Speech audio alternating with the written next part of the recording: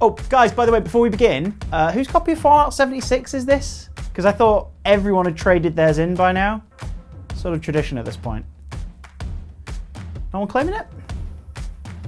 Well, I did need a coaster, so job done. Let's get started.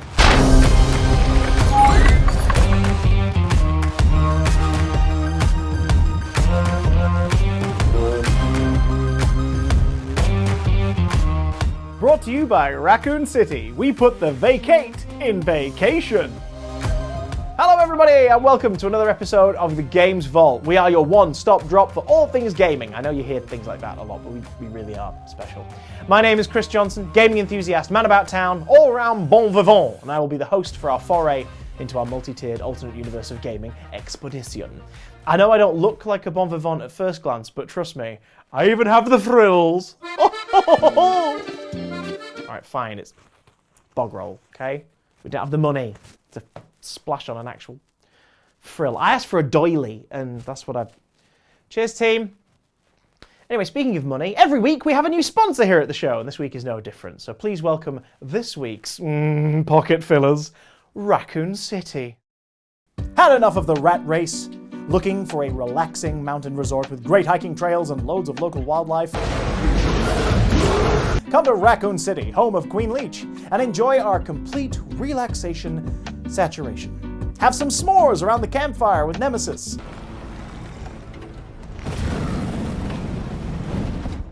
Let the kids join Hunk in a game of laser tag, or spend some quality family time in the bioweapons kitchen making sandwiches with our own Jill Valentine.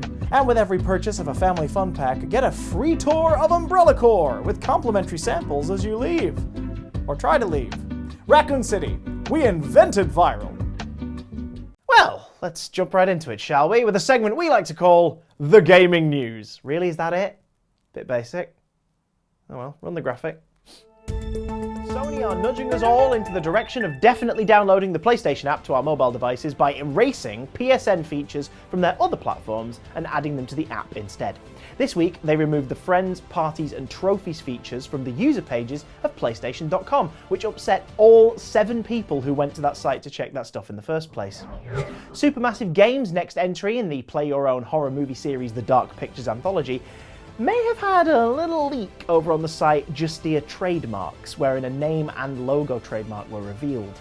Following on from Man of Medan, Little Hope, and the upcoming House of Ashes, the 4th entry in the series may be called The Devil in Me, which, for some reason, makes me think of Daleks and Miranda Raisin. The devil in me.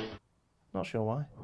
Nintendo pulled a Nintendo this week with a reveal so that even hardcore fans of their hardware were hardly excited. Still, as someone not on the Switch train myself, I can't pretend that I'm not intrigued about the new Nintendo Switch OLED model. Folks who already own the Switch aren't being threatened by a mass upgrade that leaves their beloved handheld home charge bestie in the dirt, especially considering the latest software patch for the Switch allows all models to perform update-based tasks that put the rest of the console market to shame. This new iteration simply comes with a few tweaked features, such as a brighter and slightly larger display screen, double the built-in storage capacity, and a more customizable stand for portable or tabletop play.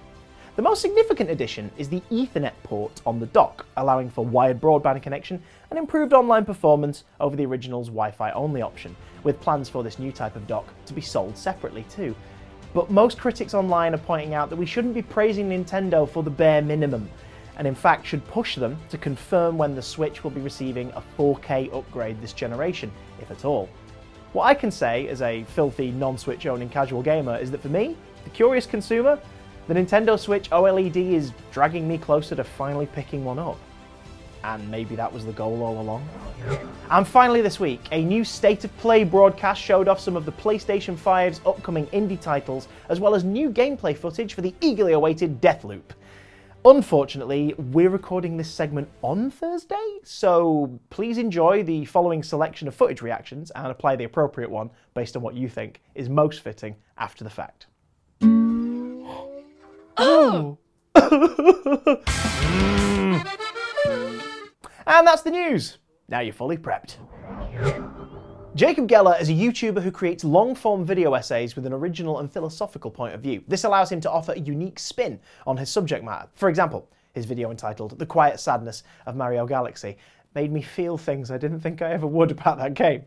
Some of Jacob's other videos tackle common conceptions of the horror genre, where he looks for more positive elements the average gamer may have missed, such as why do horror games sound so beautiful?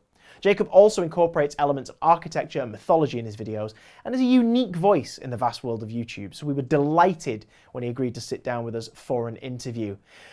Gremlins got in the system a bit, so visually, Jacob's a little patchy, but you're not here to look at him, you're here to hear the dulcet tones.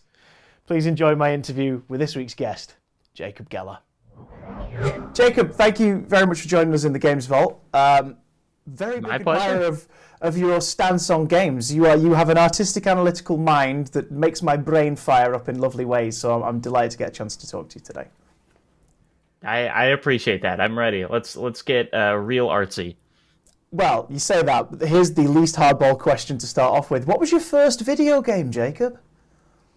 You know, you say that, and yet I had to spend a long time thinking about this because I don't know if you were in this position, but I feel like all of my first games were like really terrible kind of free online games that I almost certainly should not have been playing at the time. But I think my first real one was Lego Island 2 Brickster's Revenge, which was a CD that I checked out from my local library. And it was a game where you were a little Lego man and you skateboarded around and delivered pizzas. And I remember it very fondly. So you're browsing the storefront nowadays, either on console or in stores. What speaks out to you the most? What game makes you go, oh, that's the kind of thing I'd want to play from first glance? I mean, it's honestly, I would love to have the first time I heard of a game be like seeing it on a storefront. Unfortunately, kind of because it's my job, I am like so in these things. But really, I think the thing that like gets me the most is just kind of setting. You know, I think if you watch my videos, you'll notice that I just kind of keep going back to like the feeling of a place in games. And so whenever I see something like I just picked up Returnal, the new PS5 game that's like cool, and I like shooting things, but what I really like is a sci-fi alien forest, and like that is what's in that game, and that's really cool. And so, you know, seeing a kind of unique place or just an interesting take on, you know, something that I feel like I've seen before in terms of environment is really appealing to me.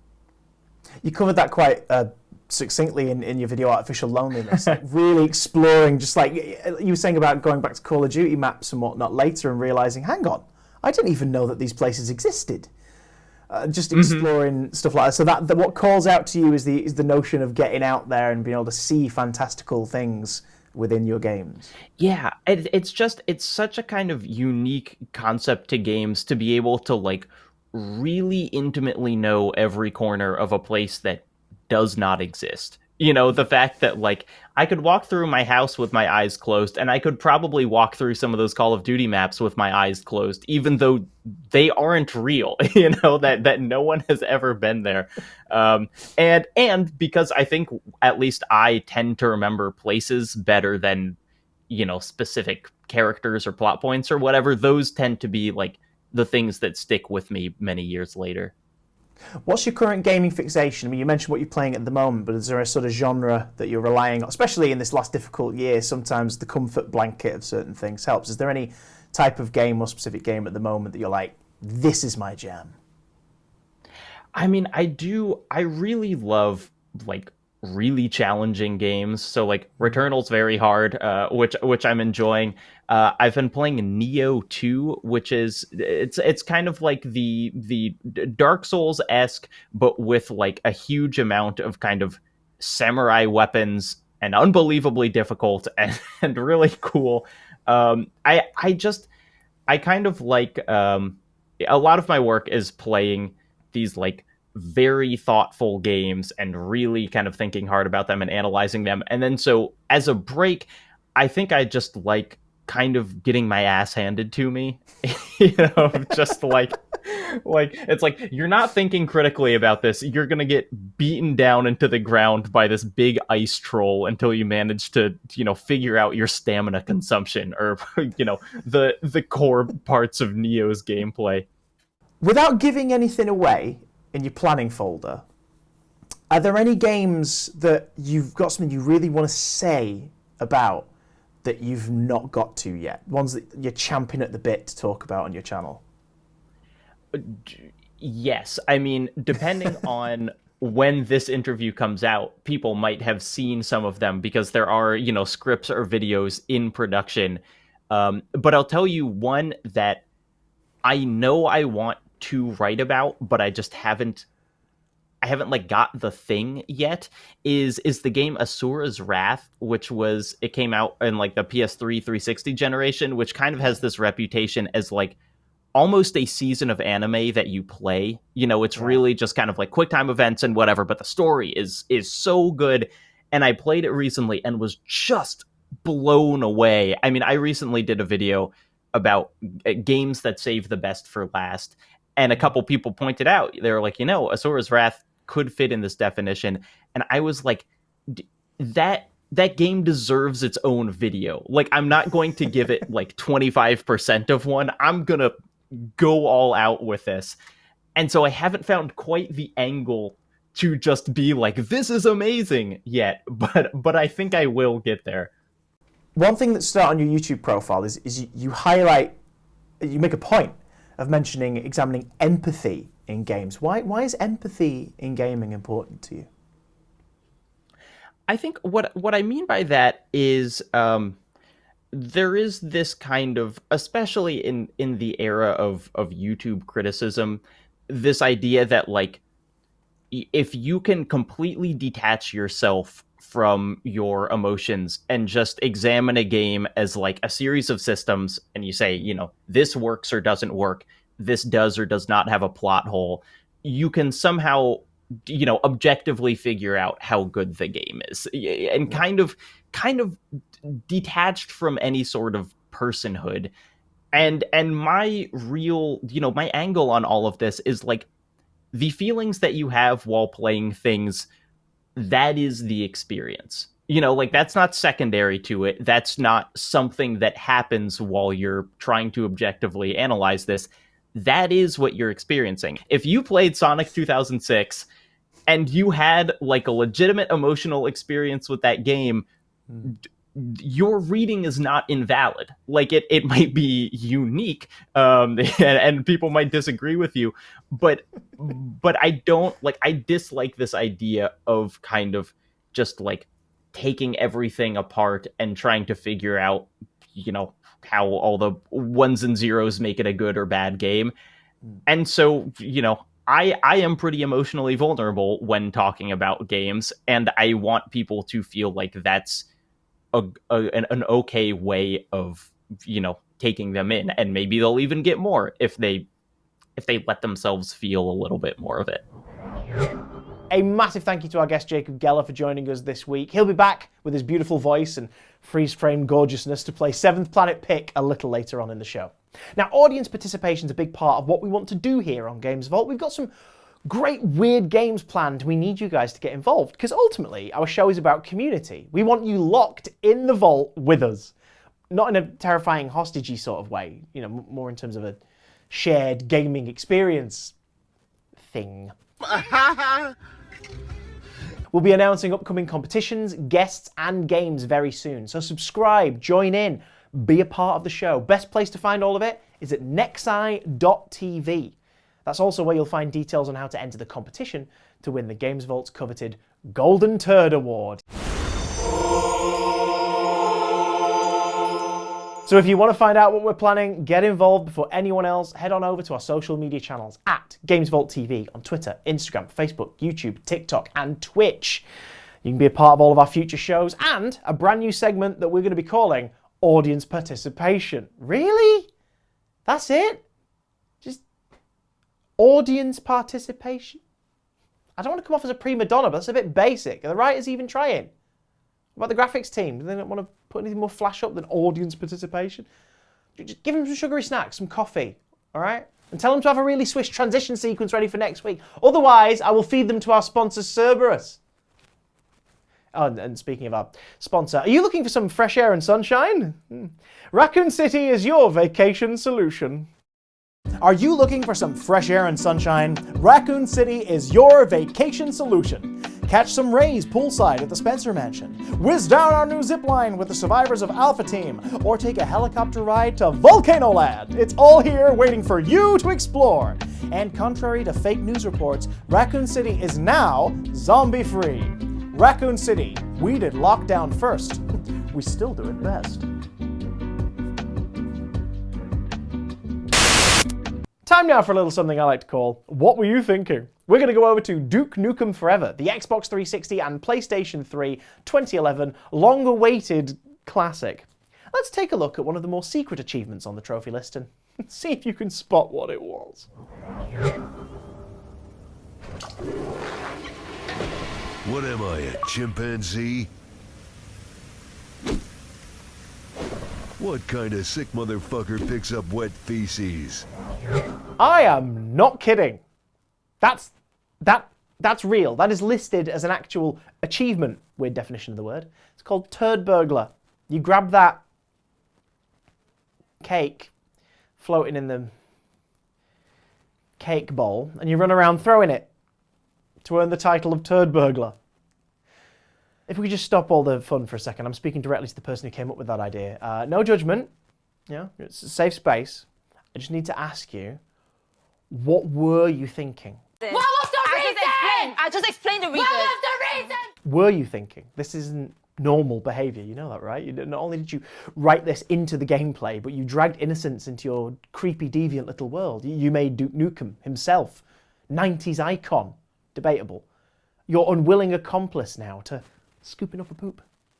He'll have to relive the trauma of that every time someone picks up the controller to play the game. And it didn't stop there. Someone had to sit and render that turd, not squat and, they had to build it. Someone scripted it. Why would anyone want this achievement viewable on their profile? So tell us, mystery turd master, what were you thinking? Then again, maybe an intern just suggested it and they thought it'd be a laugh. Could be. Anyway, from crap achievements to, well, crap achievements. Going forward, we're going to be running our very own competition where you can achieve the most coveted prize of all time, the Golden Turd. I am sensing a disturbing theme here. For more details on that, you know where to go. Head over to our socials, Games Vault TV, and of course, everything on Nexi.tv. Time now to play 7th Planet Pick with our returning guest, Mr. Jacob Geller. Over to some pre-recorded footage.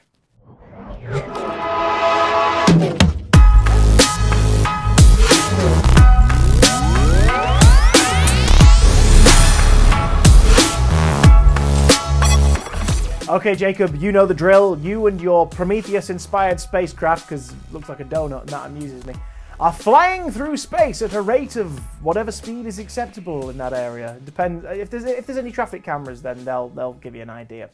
Unfortunately, you've lost altitude. You are crashing. You're brought down, drawn like a tractor beam into the icy folds of the 7th planet. What game have you brought with you? And how will it help you survive? Well, I think I have a lot of favorite games, and many of them are very sparse. Shadow of the Colossus, an amazing game, very little to do. I think the game I could kind of play forever is Resident Evil 4, which is one of my favorite games of all time, and for me at least, infinitely replayable. I could just, every time I finish a run, I just want to start it again. So it seems like, in the cold reaches of space, I would just want to, kick villagers and go through the mercenaries challenges on repeat forever. Good news, number one, or whatever designation you are in your ship. You have fixed your communication systems, Jacob. Nice! Who do you call to come and rescue you? Be they real or fictional? I think probably Snake from Metal Gear Solid. That's who I'm hoping, because he has the survival skills. He knows that it's okay to eat some things and not others in order to survive in a hostile planet. You know, if there is a dangerous fauna here, I think he could probably sneak by them. Yeah, I'm counting on Snake. I think he's gonna be my rescuer here. Well, the good news is, Snake has heard your distress call and has come out to rescue you. The bad news is they are having ambiguous engine trouble all of their own. They now crash themselves into the icy folds of the 7th planet. What game do you play together until you're both eventually rescued, hopefully? Well, so obviously, you know, Snake has all of his stealth training. As I mentioned, he knows, you know, someday you will dine on a tree frog. You know, so he knows the things he's allowed to eat and not. For me, I think the most valuable from Resident Evil 4 is going to be compact packing. As you might know, you have a briefcase that you have to fit everything in, and so maybe as we're moving through this planet, you know, I have to fit everything in a very small container, and I would know how to Tetris everything into that shape.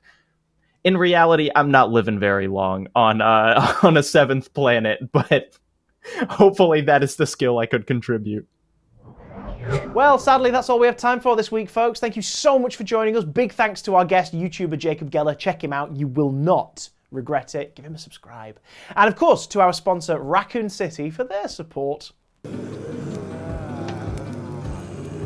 Raccoon City. Itchy. Tasty.